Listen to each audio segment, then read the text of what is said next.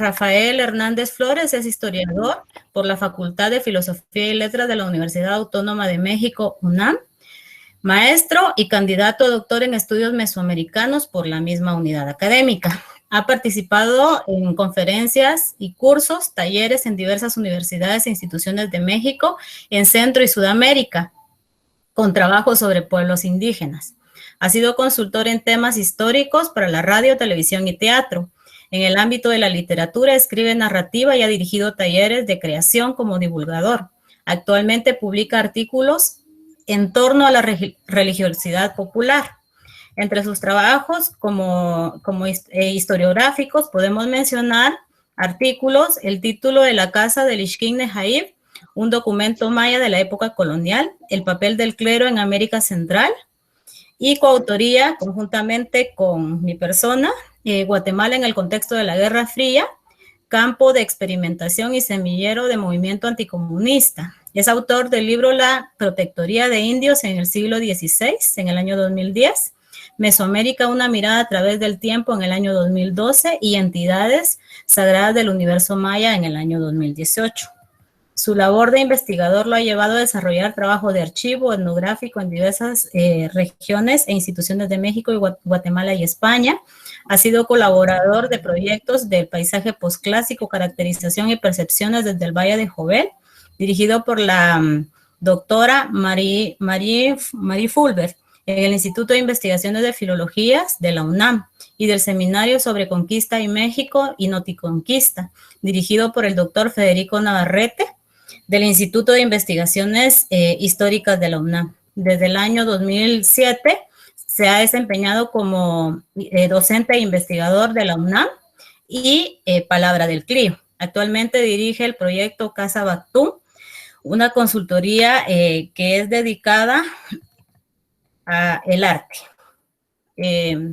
Sin más, damos la bienvenida a Rafa y tienes de 45 a 1 hora para tu exposición. Luego abrimos el espacio para las preguntas y respuestas. Bienvenido. Bien, hola, buenas noches a todas y a todos los que están acompañándonos. Muchas gracias a la invitación a Historia GT, a Lorena y a todos los pues que dedican un rato de su tiempo de esta noche, del 21 de mayo, pues a platicar un poco sobre temas históricos. Entonces, mi interés sobre todo es hacer una descripción general de mi investigación de doctorado, que es lo que me invitaron a presentar. Y bueno, la idea es no solo, pues, más bien la idea no es venir a dar tanto una cátedra, sino más bien pues que esto funcione como un diálogo donde pues, vamos a platicar sobre el tema que presento esta noche. A mí será muy importante si tienen ustedes algún comentario, alguna duda, alguna sugerencia, lo voy a agradecer. También, por favor, si tienen dudas respecto a lo que estoy presentando, yo creo vamos a tratar, si es posible, de entre la charla, de dar un tiempo para resolver dudas, para no dejarlo hasta el final, más que seamos precisos. Y bueno, la idea es eso, ¿no? Establecer un diálogo. Entonces, bien, voy a explicar un poco cómo fue que llegué al tema del estudio de los títulos indígenas de Guatemala. Y bueno, esto tiene que ver con un proyecto que empezó hace muchos años, cuando yo estaba estudiando una institución jurídica que se estableció en la América Española, era la de los protectores de indios. Este era, no, digamos, no era un dicho de alguien que tuviera corazón o quisiera mucho a la población indígena, sino que en realidad era un cargo que daba la corona. Entonces, bueno, entre los protectores famosos que podemos recordar, uno de ellos es Francisco Marroquín, que además fue el primer obispo de Guatemala, y Fray Bartolomé de las Casas, que también fue el primer obispo de Chiapas, homónima, que se encuentra pues, hoy en día en el estado mexicano de Chiapas. Conocer estos procesos de la justicia y cómo se impartía justicia hacia la población indígena por parte del régimen colonial.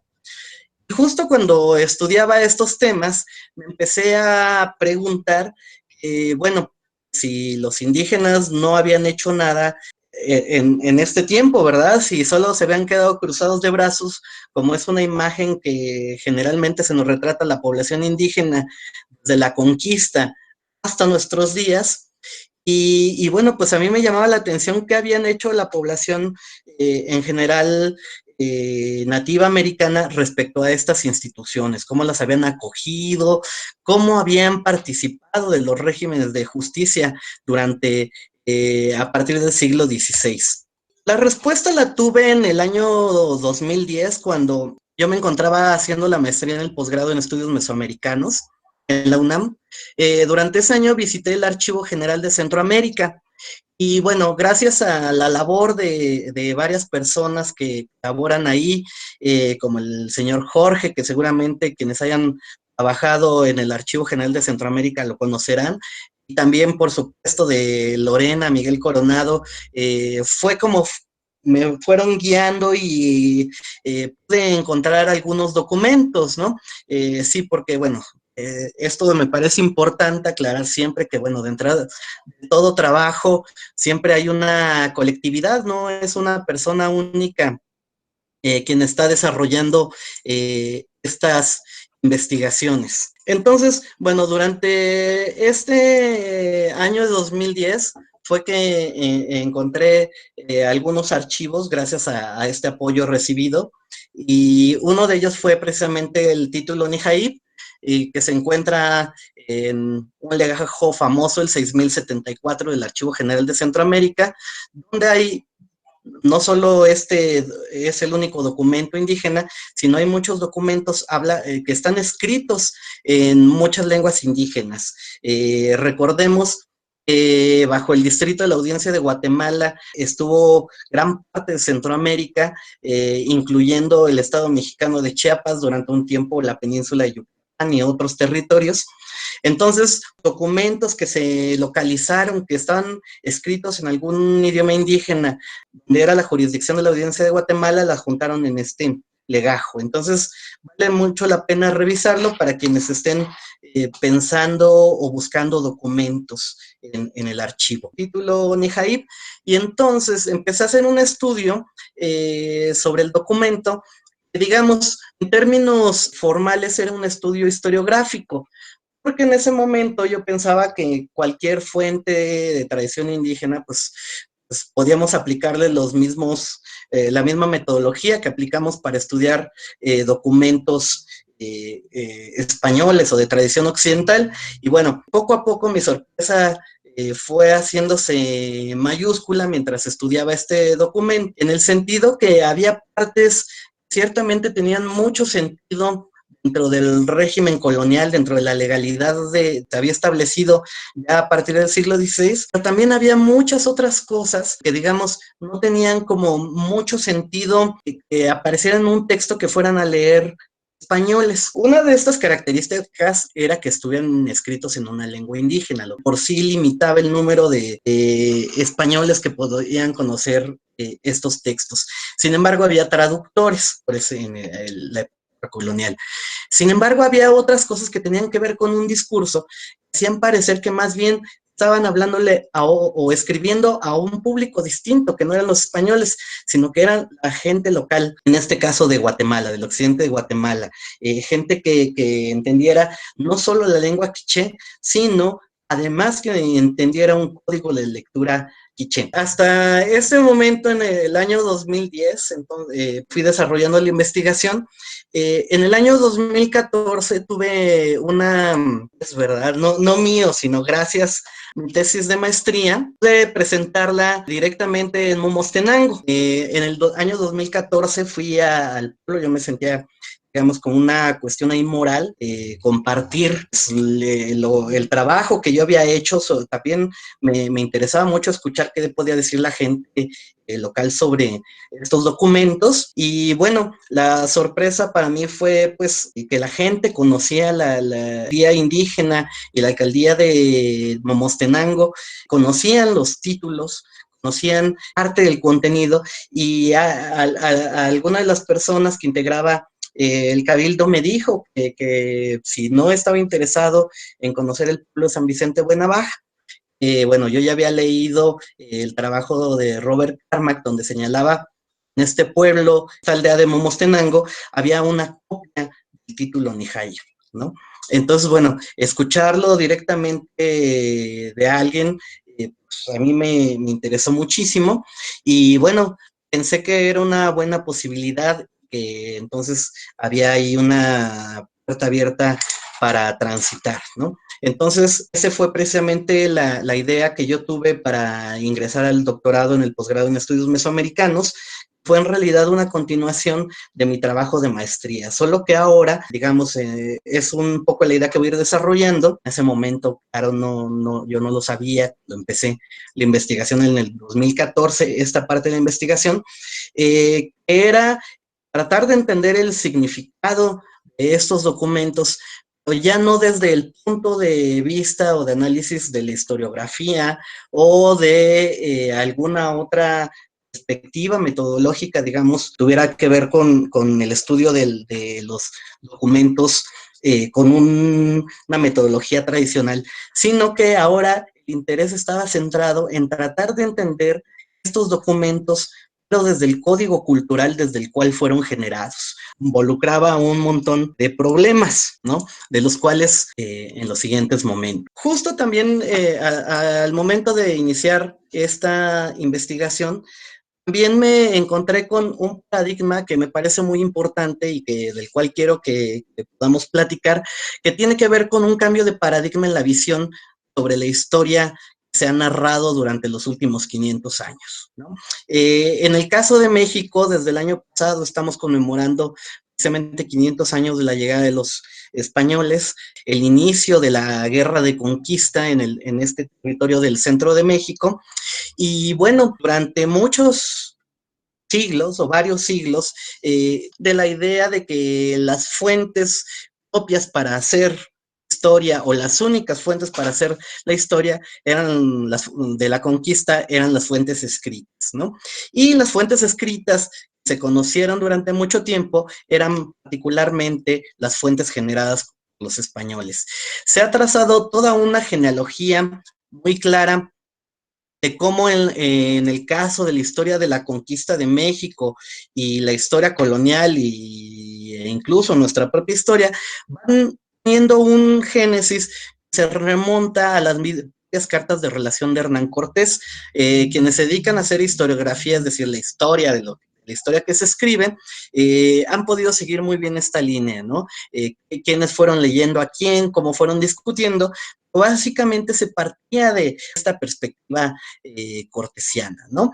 Ciertamente, durante mucho tiempo también hubo una crítica a esta perspectiva, se buscó otras maneras de conocer la historia. A grandes rasgos se seguía manteniendo esta idea como de que los españoles vinieron únicamente la violencia y los indígenas fueron víctimas de la violencia de los españoles, ¿no?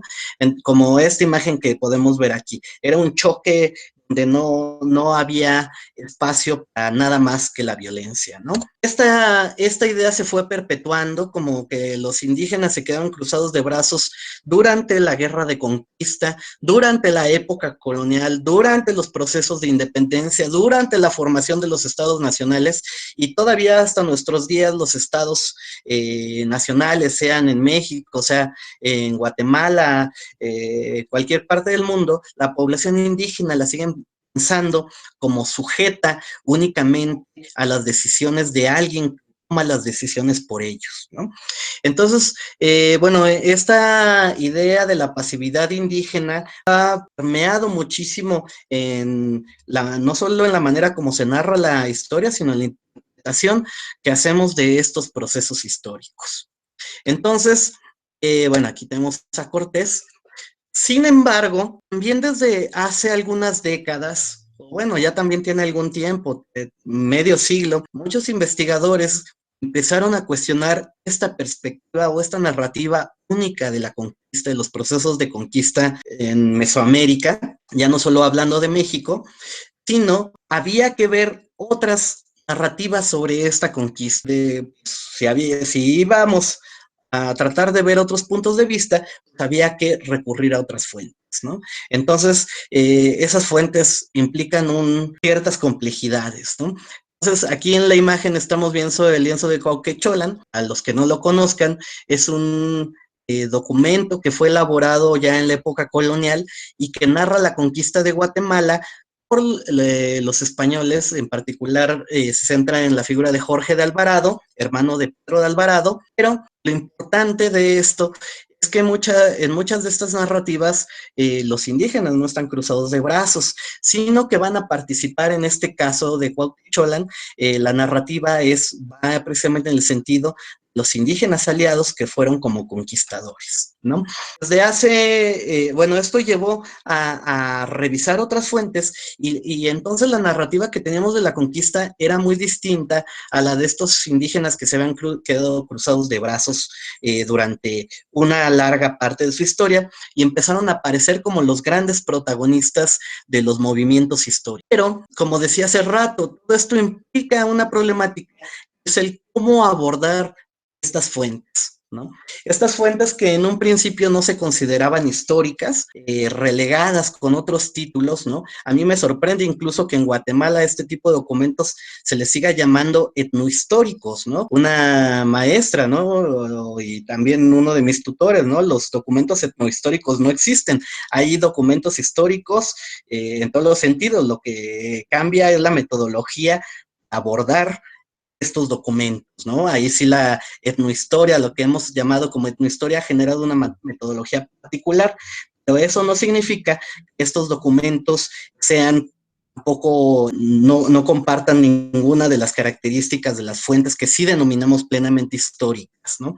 Y esto lo voy a seguir desarrollando. Quienes empezaron a estudiar estos documentos de tradición indígena ya en la época colonial, se dieron cuenta que desde épocas muy tempranas la población indígena conoció los métodos de justicia, régimen colonial, y empezaron a hacer uso de las herramientas que les daban. Entonces, una de estas herramientas pues era precisamente acudir a las autoridades coloniales en caso de que hubiera alguna queja parte de los indígenas, y entonces ellos se dieron cuenta que los españoles privilegiaban muchísimo las fuentes escritas, los documentos, como pruebas ante cualquier caso. Entonces, tenemos desde épocas muy tempranas, eso significa los años de 1530, documentos elaborados por pueblos que fueron presentando frente al régimen colonial para hacer alguna solicitud o alguna queja. Y lo interesante, como en este caso del Códice Tepeucila de Oaxaca, es que incluso llegaron a ganar juicios no solamente de manera local, ya fuera en la Nueva España o en el Reino de Guatemala o en otros lados locales, sino que muchas veces estos llevaban apelaciones ante el Consejo de Indias y volvían a ganar, ¿no? Este caso del Códice de Tepeucila. Por ejemplos, muchos. Aquí ahora estamos viendo el lienzo de Cocautcintla, en Veracruz, es decir, costa del Golfo de Mesoamérica. El Códice de Huetamo, de la región de Michoacán, hacia el occidente, el árbol genealógico de los Xiu, península de Yucatán, y que todos estos documentos se fueron generando, primeras décadas de dominio español, se siguieron generando. Entonces, cuando los investigadores empezaron a encontrarse todos estos documentos, se empezaron a ver esta narrativa precisamente no solo de la conquista, sino también de la época colonial, era muy distinta a esta narrativa derrotista de los pueblos indígenas, o que la cultura indígena mesoamericana, maya, mexica, de donde fuera, había desaparecido con la guerra de conquista y la colonización, sino que al estudiar estos documentos empezamos a dar cuenta, en realidad, la población indígena va a estar muy activa, va a hacerse presente en los mecanismos, pueda acceder al régimen colonial, de manera que puedan tener una mejor situación dentro de este régimen, ¿no? Incluso en algunos casos podemos identificar plenamente cómo la población indígena no solo, digamos, respondió, sino que incluso fue llevando corona hacia a que tomara ciertas medidas. Entonces, esta participación indígena que se desvanecía en las narrativas que habíamos hecho, entonces más bien tenía que ver con una cuestión metodológica, era la selección de fuentes, ¿no? Entonces, seguimos con la cuestión de que al podernos acercar a las fuentes de tradición indígena, se nos abre todo un panorama a hacer historia, ¿no? Y como decía hace un rato, el problema era precisamente la metodología que podemos utilizar. Uno de los rasgos importantes ya para centrarnos en yéndonos acercando a los títulos Nijaib, tengo que señalar que estos documentos, los títulos Nijaib, son unos documentos escritos en quiché, narran una perspectiva de esta comunidad, la comunidad quiché, que es una comunidad que se asienta en el altiplano occidental de Guatemala, y que, bueno, ellos generaron muchos documentos durante la época colonial, hoy en día lo sabemos, y uno de ellos, el más famoso, es el Popol Vuh. Entonces, Nijaib se organizaban lo que podríamos llamar linajes en este momento, que los quiché eran una confederación de algunos de estos linajes, algunos, digamos, mayor relevancia que otros, dentro de la estructura interna. El Popol Vuh refleja la perspectiva de uno de estos linajes, que son los Cahuec, y entonces otro de los linajes que componían a los quiché eran los Nijaib. Entonces, estos documentos tienen relevancia en el sentido, nos ayudan a entender al Popol Vuh, este libro tan relevante, tan importante de Guatemala. Además, nos permiten tener una versión, digamos, paralela también a esta que habíamos conocido del Popol Vuh, y también nos permite entender la dinámica de estos documentos, ¿no? Sin embargo, hay que decir que los libros del Popol Vuh no son los únicos, ni los títulos ni Jair son los únicos documentos en la región, sino que tenemos ahí una variedad de estos textos que podemos contar por decenas. Hoy en día lo sabemos, ¿no?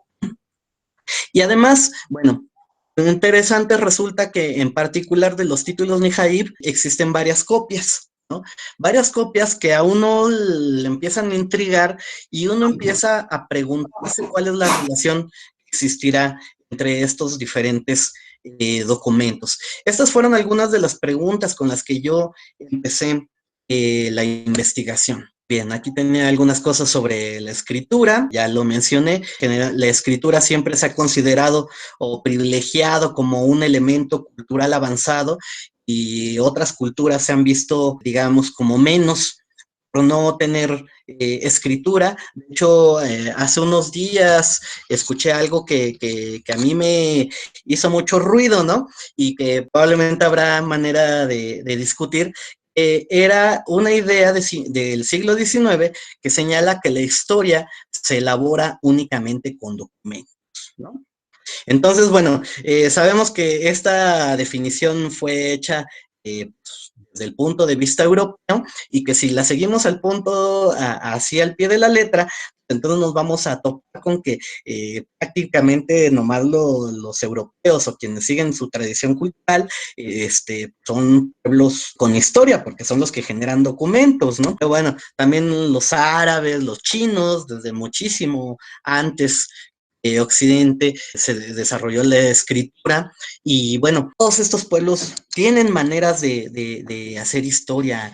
Entonces, pero entonces, ¿qué pasa con aquellos pueblos que no tienen escritura y no tienen historia? Que sí tienen una memoria histórica, hacen historia, conservan, reproducen, tratan de mantener en muchos casos de maneras incluso rígidas que vayan manteniendo este conocimiento sobre el pasado.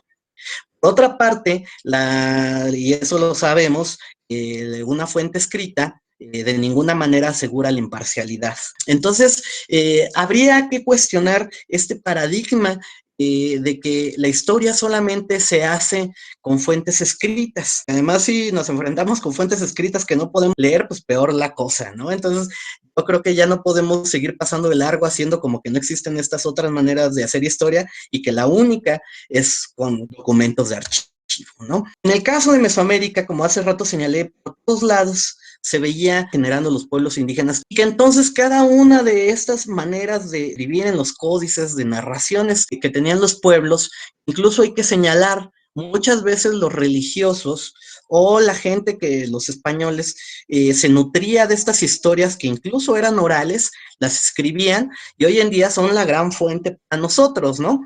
Porque privilegiamos que fueron escritas, ¿no? Aunque su fuente escrita se haya basado en muchos testimonios orales. Entonces ahí la cosa empieza pues a ponerse, pues da para reflexionar sobre nuestros propios paradigmas de la escritura y cuáles consideramos fuentes históricas, cuáles no, etc. Entonces, en esta región de Guatemala, hacia el occidente, aquí aparecen algunos de los sitios que tenemos señalados y que aparecen en los diferentes títulos Nijaí, fueron importantes para los quiche, el caso de Cumarcaj, Tenango, Xela, aquí está San Vicente de Buenabaj, para que podamos localizarlo. Al ratito voy a estar hablando. Entonces, bueno, la posibilidad ahora que me ofrecieron mis tutores cuando yo tenía todas estas dudas que les estoy presentando en el doctorado, fue una propuesta metodológica que me parece muy interesante. Era tratar de entender estos documentos desde la perspectiva de quienes generaron estos discursos. Pero para ello, bueno, el primer problema, además de saber qué decían los documentos, entender lo que decían, ¿no? Tutores me ofrecieron la posibilidad de acudir a los San Vicente de Buenabaj, ¿no? Que como hace rato señalé, es donde tienen bajo su resguardo una de las copias que existen de los títulos Nijaí. Entonces, era empezar a hacer historia de una manera tal vez un tanto diferente. En este momento, nunca como entonces, lo que me decía mi tutora, la doctora Gudrun Lenkersdorf, de cómo esa historia fue tan presente como en este momento. Gudrun siempre me decía, o nos decía a sus alumnos, que la historia se hace desde el presente. Podamos de entender los problemas que hoy en día existen a la luz de los fenómenos del pasado, ¿no? A mí me parece que esa manera de ver y de hacer historia tiene además una función social importante, ¿no? No me puedo centrar en todas las peripecias que pasé, tampoco fueron muchas, tampoco crean, ¿no? Para llegar al pueblo de San Vicente Buenabaj, y aquí tengo que agradecer a la familia Velázquez Vicente, a don Esteban Velázquez Vicente, a sus hijos, Kevin, Kennedy Velázquez Vicente, que fueron quienes abrieron la puerta para llegar a este pueblo de San Vicente Buenabaj, también a todo el cuerpo de los principales que autorizaron, a los cabildos que durante varios años estuvieron aceptándome en San Vicente para preguntar, ¿no? Entonces ahora la idea era precisamente empezar preguntando a la gente cuál era el significado de estos documentos a ellos, ¿no? Durante este tiempo entonces surgió la posibilidad de hacer por una parte, para estudiar los documentos, un análisis diacrónico y un análisis sincrónico. ¿Qué significa cada uno de estos o de estas perspectivas? La idea, por una parte, fue tratar de entender los documentos en el momento histórico que se estaban generando. Un poco este fue el ejercicio que hice en mi tesis de maestría, siguiendo la metodología de la historiografía, de contextualizar el texto, hacerlo dialogar con el momento en el que se está generando. Perspectiva, en el análisis sincrónico, tratar de entender entonces en un momento histórico su relación de los documentos con la sociedad que los está generando, ¿no? Entonces había dos momentos que conocía, el siglo XVI y la época contemporánea, ¿no? Durante este tiempo me fui dando cuenta que a pesar, digamos, de que al paso de los tiempos, y que es un poco lo que voy a hablar a continuación, los títulos tenían sentido, adquirían un sentido en cierto momento histórico, la gente los entendía de esa manera, había sin embargo ideas que traspasaban las generaciones y que la manera de entender, de leer, estudiar, entender los títulos no pertenecía a un solo momento histórico ni a una sola generación, sino que había una serie de ideas, enfoques sobre estos documentos pasaban a través del tiempo. Entonces, empecé a estudiar estos documentos desde la perspectiva contemporánea y empezamos a hacer uso, en primer lugar, de la etnografía, ¿no? Echar a que dialogaran estas disciplinas. Fue necesario hacer uso del método filológico, entender la arqueología, ¿no? Y no nada más sacar datos de estas disciplinas, sino al contrario, conocer su metodología, tratar de entender cómo funcionaban y establecer ahí un diálogo entre ellas de manera que el conocimiento que se generara, el conocimiento que nos estaban dando documentos escritos, pudiéramos echarlos a dialogar con estas otras disciplinas, ¿no?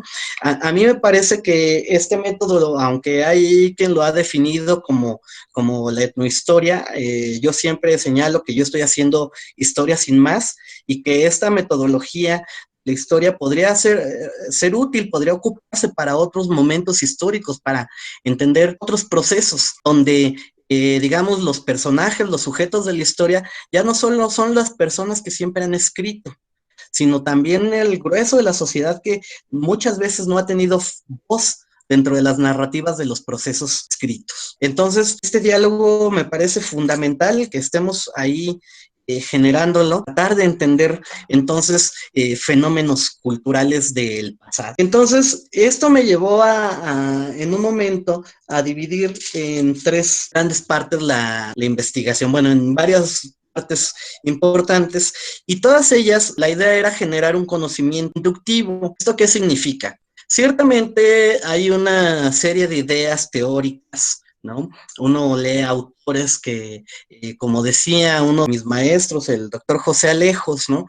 Cuando uno lee teoría, no es para someter la realidad a esa teoría, ¿no? Sino más bien son ojos para ver, ¿no? Son conceptos que nos permiten ordenar, clasificar, comprender lo que está pasando, ¿no? La idea de esta investigación era, en lugar de llegar a tratar de establecer ideas preconcebidas, enfocarme en los documentos, en estos diversos momentos históricos, generar conclusiones y a partir de esas conclusiones sistematizar, generar un conocimiento del cual pudiéramos tener, digamos, certezas, ¿no? A casos particulares y luego echar a dialogar, no solo en este caso con la región quiché o el área maya, sino me parece que con toda Mesoamérica podemos ver fenómenos similares que están ocurriendo en la área. Entonces, había que hacer un corte en diferentes periodos históricos para estudiar este objeto. Hoy en día entiendo que es mucho más que eso, que un objeto, es el título Nijaib, ¿no? Entonces, había que entender desde lo más antiguo. Entonces, primero que hubo que hacer no fue estudiar cómo era la elaboración de códices, cómo era el sistema de escritura de registro de la memoria entre los mayas de los altos de Guatemala, de las tierras altas, en particular de los quiché. Y una de las grandes sorpresas con la que comencé fue conociendo que los códices que se elaboraban en la región quiché, Cachiquel, Tujil, en realidad eran probablemente más parecidos a los códices que se generaban, por ejemplo, en el centro de México, que a otros códices mayas como los de la península de Yucatán. Incluso el sistema de escritura era distinto entre las tierras altas de Guatemala y las tierras mayas de Yucatán. Otro ejemplo de estos códices del centro de México, en este caso de Tlaxcala. Y también, bueno, fue tratar de entender quienes generaban esos textos, ¿no? Todas las ideas que iban a estar detrás de ellos, ¿no? Aquí los cronistas, como Fray Bartolomé Las Casas, pero algunos posteriores como Fuentes y Guzmán, nos ayudan a entender cómo funcionan estos sistemas de escritura, ¿no? También investigaciones recientes como las de Margarita Kosich, estudia los códices nahuas de Guatemala, nos permite entender nociones más certeras de cómo funcionaban estos códices durante la época antigua y los escribas que los estaban generando, ¿no? También había que estudiar la región quiché, ¿no? Claro, pues si lo que están reflejando estos códices es el contexto, también había que tratar de entender y definir algunos conceptos como quiénes eran los quiché, ¿no?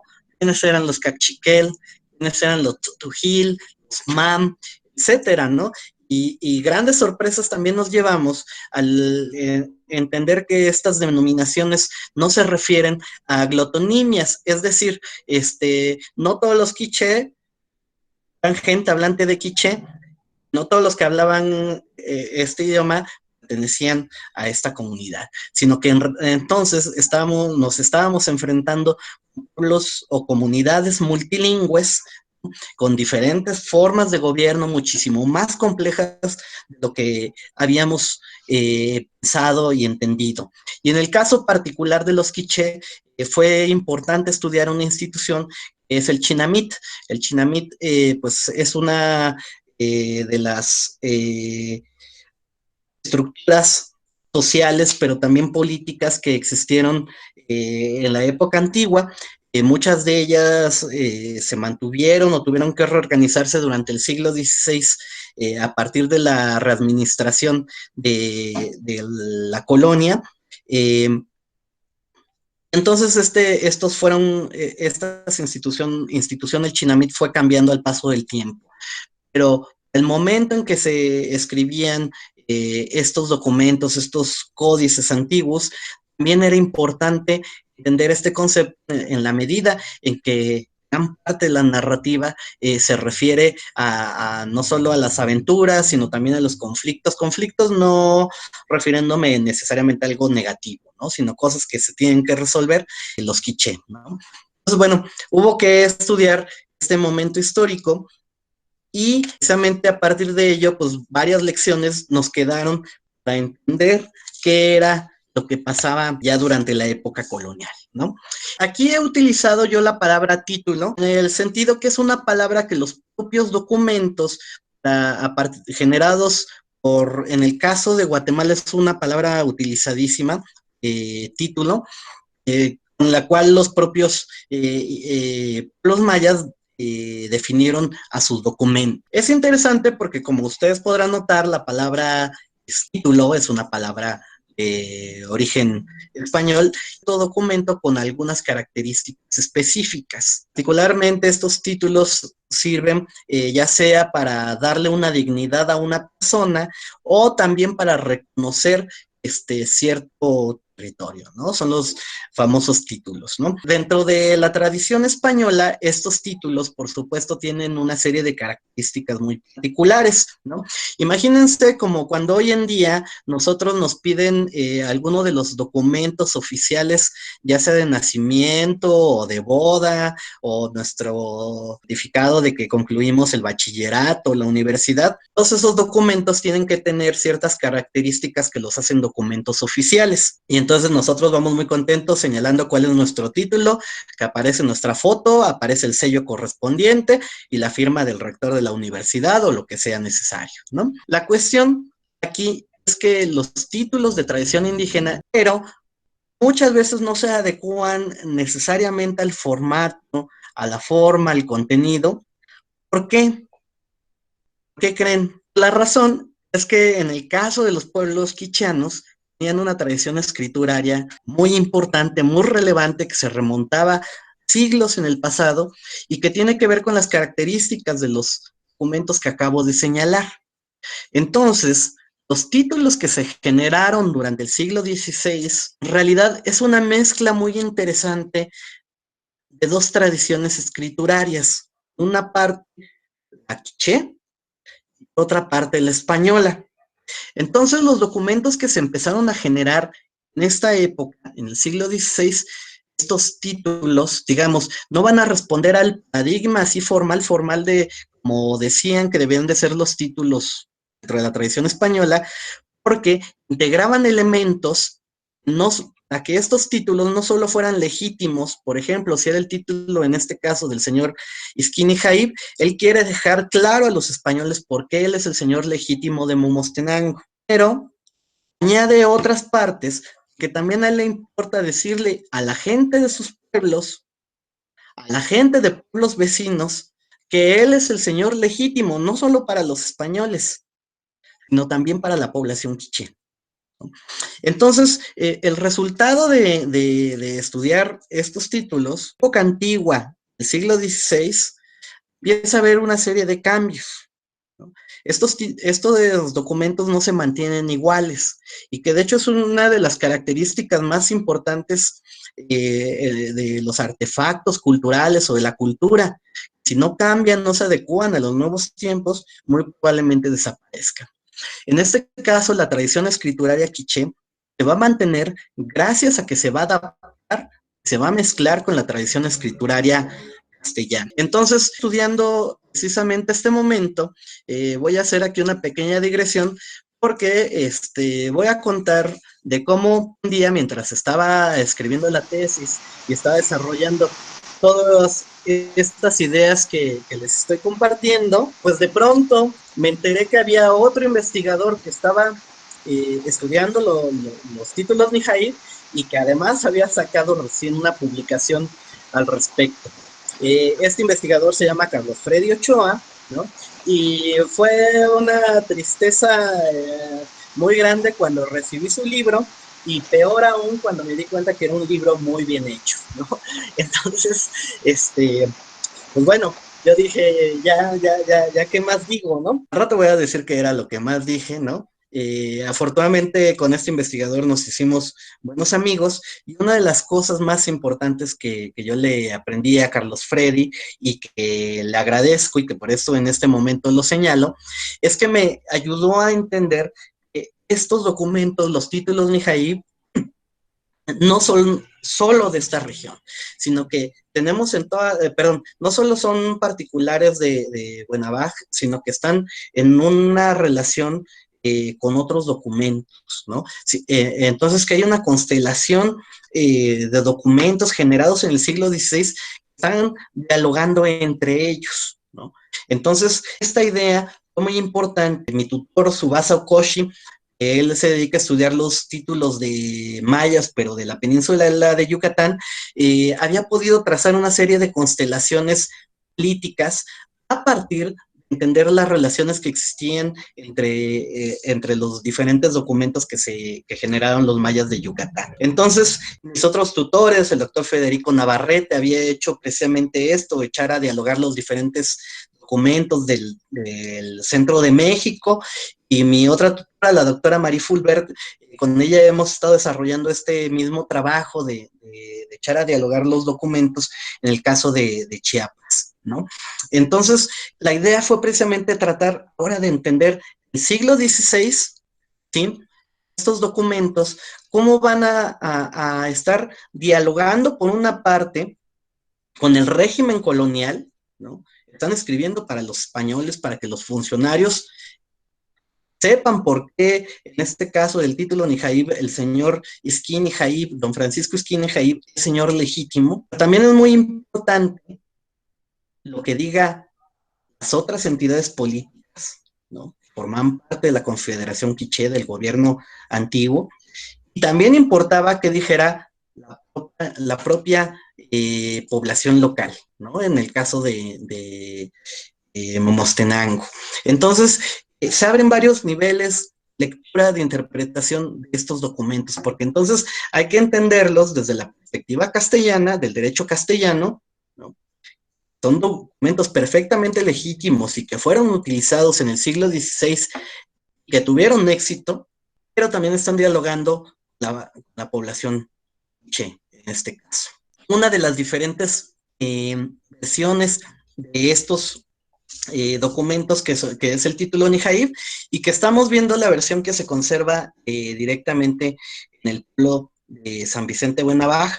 Otra de las versiones se encuentra en los Estados Unidos, una más en el Archivo General de Centroamérica y otra más probablemente en la alcaldía de Momostenango. Entonces, bueno, ya ahí teníamos dos momentos que nos permitían entender, digamos, estos títulos, cómo funcionaban nuestros documentos en la época antigua, en el siglo XVI, ¿no? Es que aquí tengo una imagen del Popol Vuh, ¿no? Precisamente, digamos, en este contexto también se va a escribir el Popol Vuh, una de las partes del Popol Vuh, y que, bueno, está respondiendo a una tradición que no solo ocurre en los títulos Nijaib en el Popol Vuh, sino que podemos ver que está ocurriendo en muchos lados, ¿no? Esto lo señalo sobre todo porque, bueno, sobre este libro muy importante, bueno, también se han hecho a veces interpretaciones un tanto extrañas, partiendo de la idea de que es un documento aislado, es un documento único, ¿no? Y en cierta manera sí es un documento único el Popol Vuh, pero por otra parte es un documento que pertenece a una lógica local, que está emparentado con otros documentos y que tiene relación con otros documentos, y de ahí que valga la pena que para estudiar entender parte del Popol Vuh, también tengamos que entenderlo dentro de este contexto. A fines del siglo XVI va a haber una serie de cambios en España. Aquí pongo la imagen de Carlos V y Felipe II, que fueron los dos grandes reyes Austria en España del siglo XVI, y que, digamos, mantuvieron una política o fueron construyendo las políticas que se iban a establecer en las colonias en América. Hacia finales del mandato de Felipe II, en 1589, España va a sufrir un gran descalabro militar al enfrentar a Inglaterra y va a perder gran parte de su flota. Ustedes dirán, bueno, ¿qué tiene que ver ahora los reyes con lo que nos estaba hablando, no?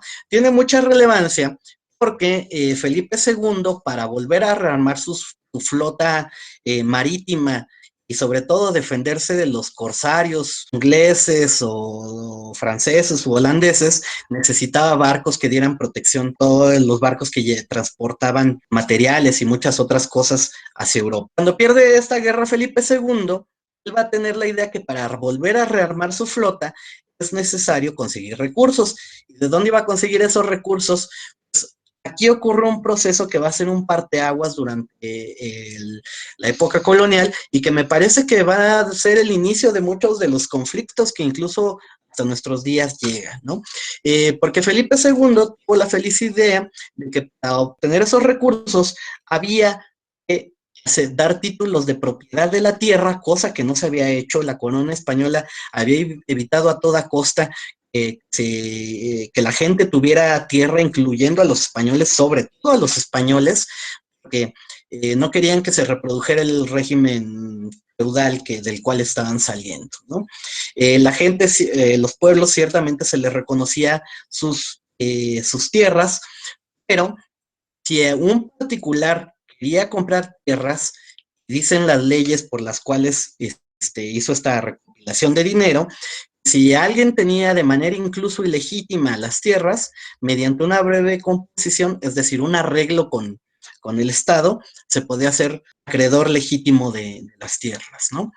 Esto derivó como resultado que para el siglo XVII, ¿no?, los años de 1600, empezaran a haber una serie de conflictos de tierra, que nuevamente muchos de los pueblos tenían documentos, tuvieran que sacarlos a la luz ahora para enfrentarse, digamos, a otro contexto. No era el de la época antigua, ya no era el del siglo XVI, ¿no?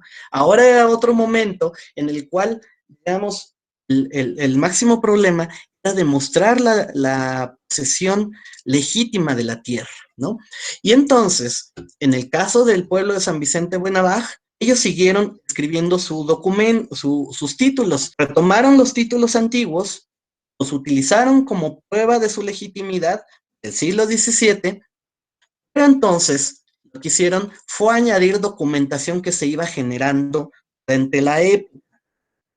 En este caso estamos viendo una de las cartas que escribió uno de los descendientes del señor Skinny Jaib, que durante el cambio del siglo XVI al XVII se cambiaron el apellido Vicente, y entonces los Vicente que se proclamaban herederos legítimos del señor Skinny Jaib, con sus títulos, le fueron sentándolos ante estas instancias. En este caso, estamos viendo una de las peticiones que hizo Francisco Vicente, uno de los personajes importantes del pueblo de San Vicente Buenavaj, para mantener las tierras. Este documento está en el Archivo General de Centroamérica. Pero en el propio pueblo de San Vicente, además, conservaron una copia de estos documentos. Estas fotografías se las agradezco nuevamente a Carlos Freddy Ochoa porque habérmelas proporcionado. A mí no me han permitido la gente de San Vicente fotografiar los documentos. Yo le agradezco entonces a Carlos Freddy esta atención. Pero entonces la gente, bueno, se utilizan los títulos de Nijaib de nuevo y ahora se presentan como en este nuevo contexto, ¿no? Y además se les van añadiendo partes. La gente de San Vicente va a conservar, digamos, un original, el cual en un conflicto que van a tener en 1705, necesitan presentar ante la audiencia de Guatemala una copia de su documento. Lo van a hacer. Hoy en día esa copia se encuentra en los Estados Unidos, en la colección Garrett Gates. Posteriormente, esta copia en el siglo XIX fue copiada a su vez por el abate Bracer de Bourbourg a mediados del siglo XIX, y de esta copia entonces queda la copia que hoy permanece en el Archivo General de Centroamérica, ¿no? Así es como hemos podido ir trazando estas líneas que tienen que ver con esta digamos, texto matriz que hoy en día siguen conservando en San Vicente, ¿no? Aquí vemos una imagen del cambio de autoridades de San Vicente, ahí tenemos a todo a la alcaldía en pleno, los alcaldes, los vicealcaldes, los secretarios, a la gente. En algún momento, yo cuando veo estas firmas, aparecen en los documentos del siglo XVI, del XVII, forman parte de los títulos, no deja de parecerme, sí, bien importante la dinámica cultural de hoy en día, porque gracias a muchas de las formas que hoy en día se mantienen en San Vicente, que no quiero decir con esto que sean la gente de hoy fósil del pasado, que solo valgan en la medida que conservan cosas, pero es claro que también hay una memoria cultural pasando de generación en generación, ¿no? Y eso a mí me ha ayudado muchísimo precisamente a entender estas cosas del pasado. En este caso, precisamente puse esta imagen de los alcaldes de San Vicente, que cuando leo todos estos testimonios y hay que firmar y tienen que ir en un estricto protocolo los firmantes de los documentos antiguos, lo entiendo gracias al haber conocido hoy en día estas formas de gobierno, y no solo en San Vicente, sino en algunos casos como Mostenango, Totonicapán, y otros sitios más. Ahí tenemos de nuevo a las autoridades de San Vicente Navaja, ¿no? Y aquí nos estamos aproximando al final de esta presentación, de esta exposición, que es precisamente pues hoy en día la gente de San Vicente, y yo creo que los amigos que nos siguen de Guatemala, pero también aquí en México y en muchas partes del mundo, el gran conflicto y el nuevo gran conflicto que enfrentan los pueblos es la minería. Entonces, también la gente, los pueblos de hoy en día, vuelven a su mirada hacia su patrimonio documental, saben que precisamente la defensa frente a la depredación, frente a la usurpación ilegítima de las tierras, ya sea por el Estado Nacional, una minera, por militares, etcétera, etcétera, precisamente se encuentran en estos documentos. Estos documentos que llevan siglos sirviendo como fuente de dignidad, ¿no? Siguen sirviendo de ciertas maneras, ciertos conceptos que se tienen sobre ellos hoy en día, tienen que ver maneras similares que fueron utilizados en el pasado, ¿no? Particularmente esta idea de la defensa del territorio, ¿no? Entonces, recopilando, ¿no? En la época antigua se generaban documentos, ¿no? Narraban las historias de los pueblos, de las comunidades, saben cuáles eran sus territorios, ¿no? En la época colonial, siglo XVI, estos documentos los retomaron, los transcribieron al español, ¿no? Entonces, digamos, de cierta manera siguen vivos esos códices antiguos en los títulos del siglo XVI. Del siglo XVII, siglo XVIII, la gente retoma estos documentos y les va añadiendo partes, hacen que el documento siga creciendo y siga vivo. Esa es una parte muy importante que hay que entender, que estos documentos no son documentos muertos, sino que son documentos que se siguen construyendo, ¿no? Y que son conceptualizados de esa manera realmente, ¿no? O sea, el caso de Totonicapán y de otros, algún día nos decían a Carlos Freddy Ochoa y a mí, el título de Totonicapán no solo es la parte que el doctor Robert Karma aplicó alguna vez, sino que el título de Totonicapán se compone de todos los documentos que se han ido añadiendo al paso de los siglos, y lo mismo hemos visto que ocurre en el caso de Buenavaja, ¿no? Entonces, es importante a estos documentos del siglo XVII, XVIII, no solo centrarse en la parte antigua, sino ver estos documentos cómo han ido creciendo, ¿no? Las partes que se le han integrado en el siglo XIX, en el siglo XX, y que todavía hoy en día se siguen añadiendo a estos documentos. Ya para ir cerrando esta charla, entonces, bueno, el estudiar los títulos Mijaíl han ayudado a la idea de desterrar con esta idea de que la pasividad indígena, ¿no? De que desde la conquista y en la colonia en el siglo XIX y hoy en día los indígenas han estado cruzados de brazos, ¿no? La documentación muestra que han sido partícipes de los procesos históricos, ciertamente, y no con eso pretendo negar, ha habido toda una serie de relaciones disímiles, de explotación, de colonialismo hacia la población indígena. Eso no significa que la gente se haya quedado quieta ni en el pasado ni hoy en día. Estudiar los títulos, Mijaí, nos permite entender otras perspectivas históricas más allá de las que nos proporcionan únicamente las fuentes de tradición española, que como ya he dicho, muchas veces se nutrían la oralidad indígena, a esa oralidad la despreciamos y si valoramos la fuente escrita, aunque haya basado en otra, ¿no? Ahí hay una contradicción metodológica. Entonces, estudiar las fuentes de tradición indígena nos permite entender otras perspectivas de los procesos históricos. Es importante el trabajo interdisciplinario en la medida que no solo con las herramientas del historiador podemos estudiar o afrontar estos documentos, sino tenemos que echar diálogo con otras disciplinas, ¿no? También podemos aprender de estos documentos que son manuscritos complejos, es decir, no solo se basan en una parte, digamos, solo son el documento escrito, sino que además incluyen mapas, muchas veces ilustraciones, narran el origen de los pueblos, ¿no? Es decir, a veces tienen esta parte que muchas veces llamamos mítica o consideramos mítica, pero tiene un sentido y que por alguna razón fueron insertadas en estos títulos, se fueron ahí formando parte de una narración, ¿no? Pero no solo hay que centrarnos en estos orígenes de los pueblos o de las entidades políticas, sino también ver qué es lo que están diciendo más adelante, porque todo esto va incluyendo una narrativa que quienes formaron estos títulos lo fueron uniendo por alguna razón, ¿no? La relevancia de echar a dialogar estas dos perspectivas, la diacrónica y la sincrónica, es decir, estar en un momento particular tratando de entender en ese momento cómo funcionaba el documento, también entender que ese documento tiene una historia y que va cambiando al paso de los tiempos, ¿no? Y finalmente, una de las cosas que también creo que podemos aprender sobre todo es esto, ¿no?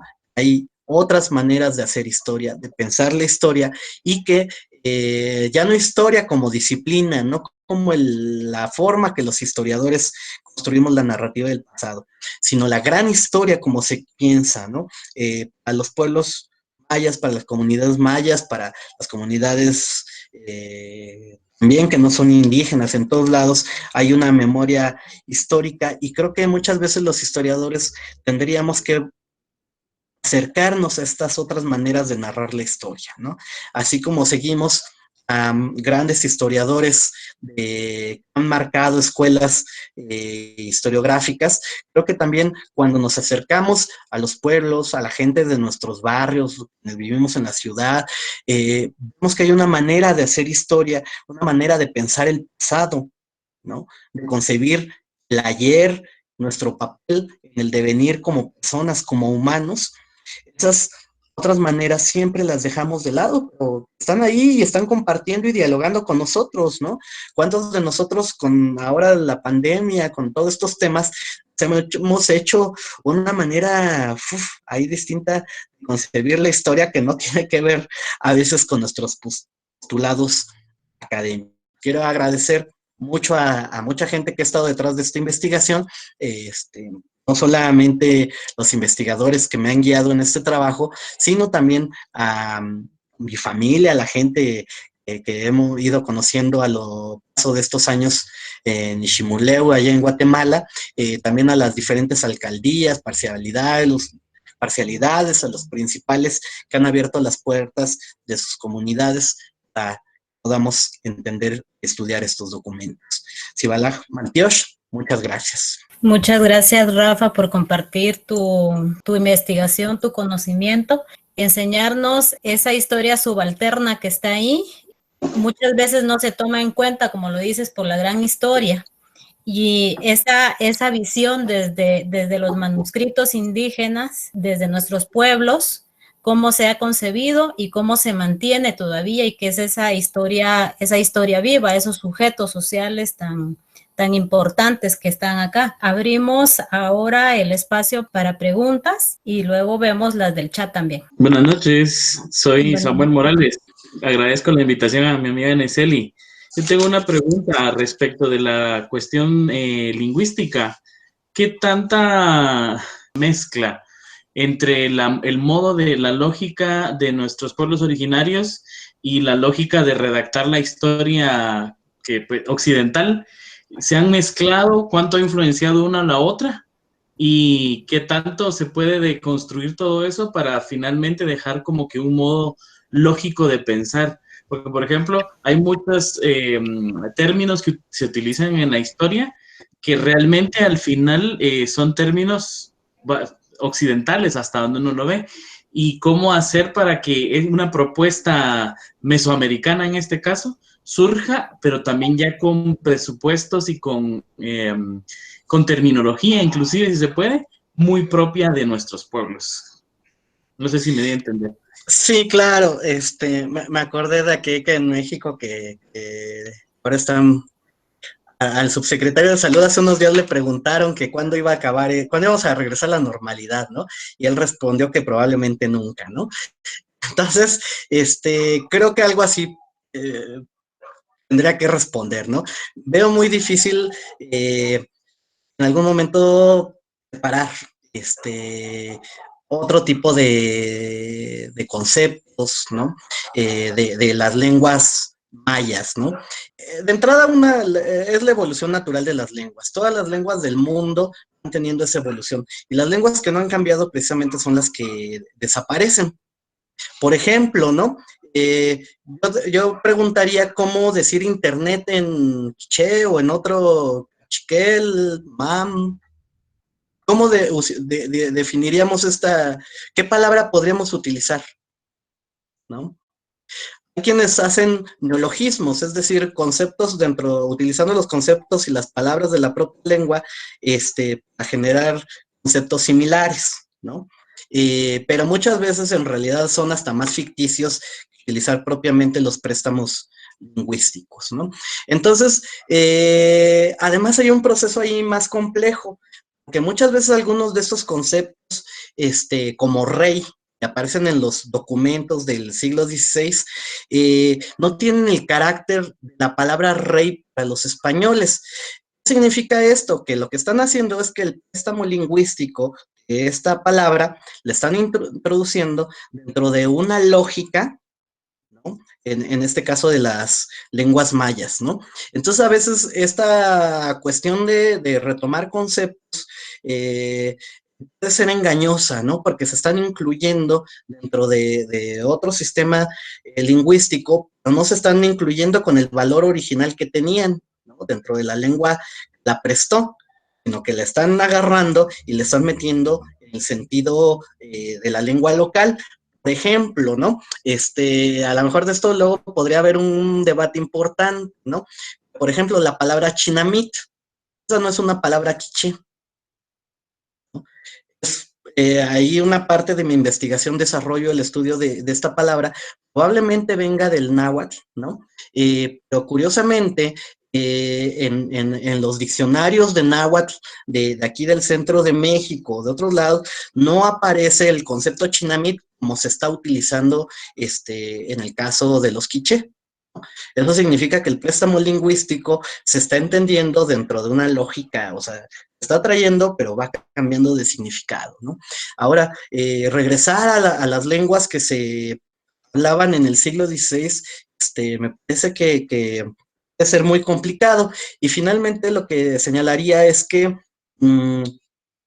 este diálogo no necesariamente tiene que ser negativo, ¿no? Yo creo que una lengua se puede ir nutriendo. También creo que ahí depende, hay muchos factores que inciden en estos procesos de la lengua, ¿no? Pero no sé si necesariamente sea algo totalmente negativo, ¿no? Como señalaba hace rato, pues, hay conceptos que no sabría cómo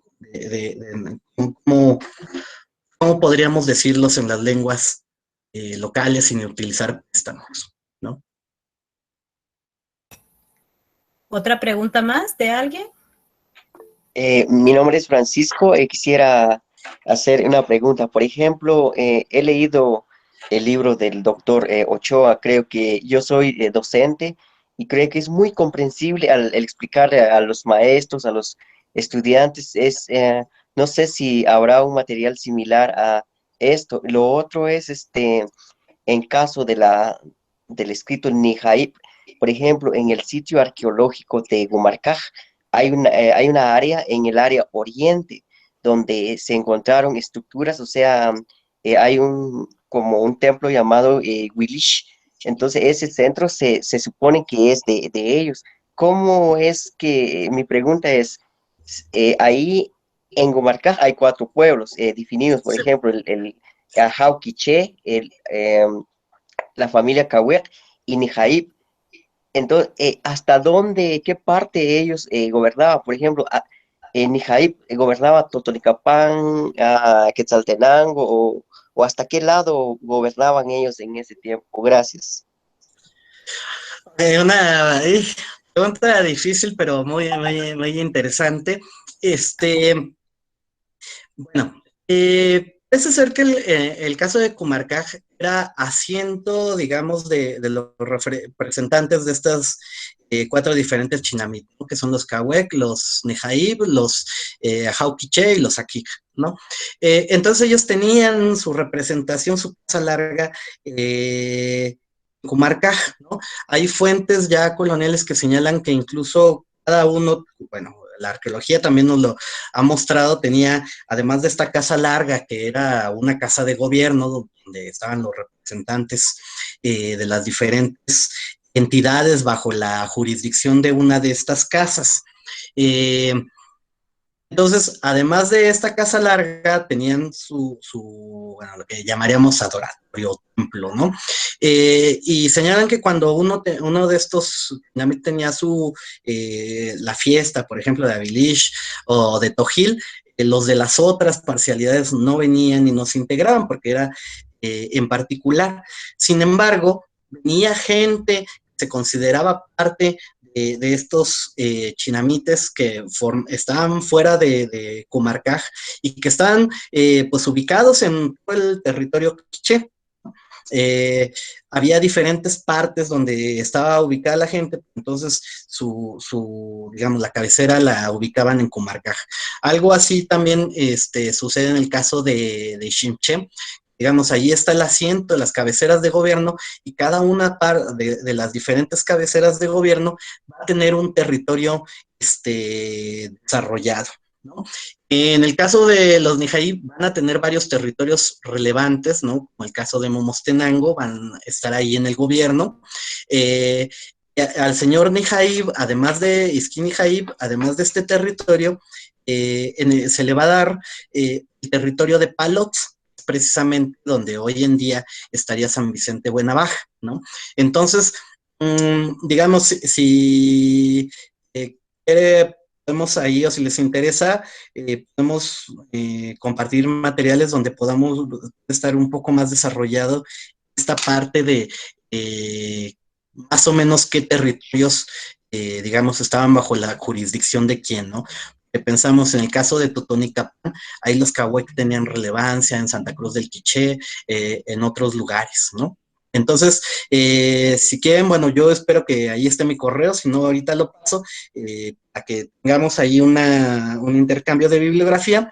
Y ahí ahorita tengo un par de artículos que están por publicarse, de si gustan también los puedo compartir, es precisamente, digamos, esta perspectiva de los estudios yo estoy haciendo de los títulos Nijaí. América. Los títulos primordiales y los títulos que corresponden a otras necesidades indígenas de reconocimiento que no había en la época prehispánica, puesto que ni la epigrafía ni epigráficamente se ha identificado. Es un comentario que hace América Malbrán. Okay. ¿Quieres decir algo? Sí, sí, claro, no, de hecho, bueno, los títulos primordiales son ciertamente unos documentos, bueno, espero que estemos hablando de lo mismo, porque en el caso de aquí del Centro de México, títulos primordiales se refiere a documentos que fueron generados más bien en el siglo XVIII, ¿no? Es una denominación particular a ciertos documentos que se escriben en este contexto, ¿no? Ciertamente no es lo que ocurría en la época antigua, ¿no? Como hace rato señalé, hay que situar cada uno de los documentos en su momento específico, ¿no? Era como la idea general de esta presentación, que para entender estos documentos no solo hay que verlos como un todo, sino también, sí, pero también en sus partes específicas, en qué momentos se están centrando, ¿no? Ciertamente sí hay algunas referencias sobre los documentos antiguos de la región de los Altos de Guatemala, pero no sé qué tan pertinente sea compararlos con los demás códices mayas, como al principio dije, probablemente eran más parecidos a los documentos del centro de México, de otras regiones, documentos mayas de las tierras bajas propiamente, ¿no? De hecho, el sistema escriturario era distinto, y por ahí tenemos varios testimonios que nos hablan de cómo sí, ciertamente no en el carácter de los títulos primordiales, pero sí había ya hay una idea de dejar claro dónde era el territorio de cada entidad, ¿no? En ese sentido. Entonces puede ser, sí, le doy la razón, es distinto, pero hay que verlo en su momento específico. Bueno. Eli Ramírez pregunta, tiene dos preguntas. ¿Cuál era el objetivo de estos documentos? ¿Y por qué el Popol Vuh no tiene la denominación de título? Ok, muy interesante. Gracias, Eli. Bueno, a la primera pregunta, como señalé, estos documentos van teniendo diferentes objetivos al paso del tiempo. No podemos considerar que hayan tenido un solo objetivo, sino que en el siglo XVI tuvieron un sentido, en el siglo XVII otro, en el siglo XIX uno diferente, y hoy en día tienen otro, ¿no? ¿Qué pasa con el Popol Vuh? Aquí me agradezco mucho la pregunta porque, bueno, esto me parece que es un debate que tiene que continuar. El caso del Popol Vuh es un fenómeno. Fray Francisco Jiménez, a principios del siglo XVIII, está escribiendo una historia de Guatemala, y entonces él señala que le va a pedir a la gente, cuando estaba en Chichicastenango, no dice que fuera gente de Chichicastenango, dice que cuando estaba en Chichicastenango, gente vino y le presentó los papeles que él copió y que transcribió, y que a partir de ahí conocemos como el Popol Vuh, ¿no? Pero en el caso de Jiménez, bueno, él dice que después le regresó los papeles a la gente que se los prestó, ¿no? ¿Qué es lo que está pasando aquí con el Popol Vuh? Que bueno, después el libro de Jiménez se publicó, se dio a conocer, y bueno, en algún momento de ahí extrajeron, de la gran historia de Jiménez, extrajeron la parte que hoy en día llamamos así como el Popol Vuh, ¿no? Sin embargo, mi hipótesis, y esto solo lo puedo tener a manera de hipótesis, pero es una hipótesis a partir de la comparación, ¿no? Las partes que vienen en el Popol Vuh, de la creación, los primeros chinamites, etcétera, aparecen en diferentes versiones de otros documentos, como el título de Totonicapán, en este caso, más brevemente, en los títulos Nijair. Entonces, también nos recuerda mucho a lo que está pasando, por ejemplo, en el Memorial de Sololá, con los cachiquel. En realidad, el Popol Vuh no es diferente a los demás documentos.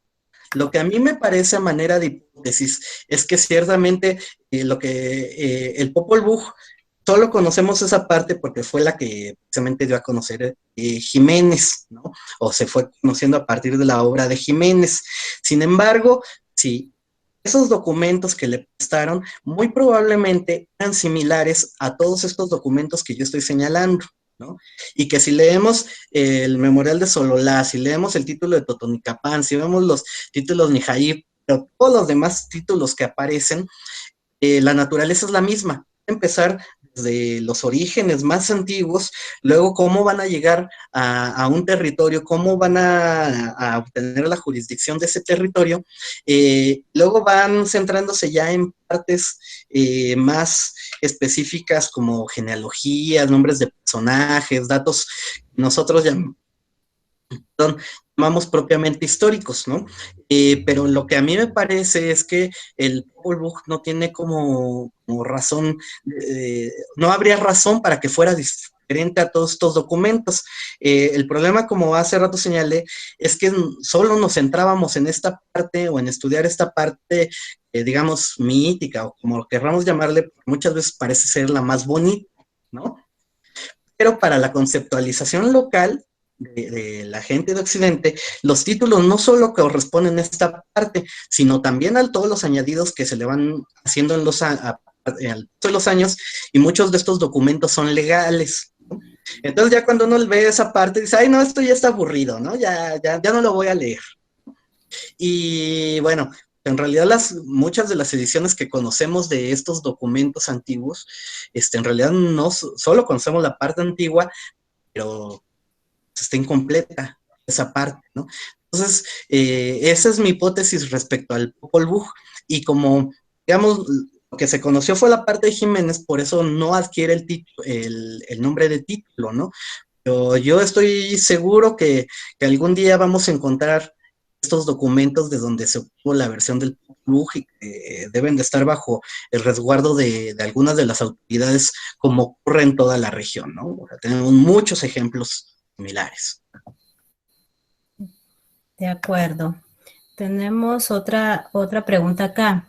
Mariola Vicente dice, Rafa, buenas noches. ¿Tendrá usted alguna presentación o artículo sobre su experiencia aquí en Momostenango? Nos alegraría mucho que nos lo compartiera para compartirlo con nuestros hermanos. Saludos desde Momostenango y lo estamos escuchando en familia. Pues muchos saludos hasta Momos, Chocacab, allá amigos. Sí, tengo varios artículos. En este momento voy a escribir mi correo electrónico, ojalá lo puedan copiar. También para la pregunta de hace rato, que tengo varios ahí trabajitos. Algunos están por publicarse, pero creo que los puedo compartir. Me interesaría mucho, además, como en esta presentación, pues saber qué opinan sobre estos trabajos, ¿no? Entonces anoto mi correo y ahí, por favor, si se pueden comunicar conmigo, y yo con mucho gusto les comparto estos materiales. arfhistoria@hotmail.com. Rafa, agradecerte a nombre de Historia GT y de Espiritualidad Maya, participación, tu excelente presentación, nos ilustraste bastante ese trabajo tan amplio que estás realizando y esa tarea que te has dado de devolver a las comunidades su historia. Eso es algo bastante significativo porque muchas veces como investigadores solo hacemos la parte extractiva, pero no de devolver parte de la historia que uno escribe de las comunidades, ¿no? Entonces, muchas gracias por tu disposición y muy agradecidos contigo. Muchas gracias, buenas noches a todos lados. Cuídense, síganse cuidando, por favor. Bueno, un abrazo a México. Abrazo. Un abrazo.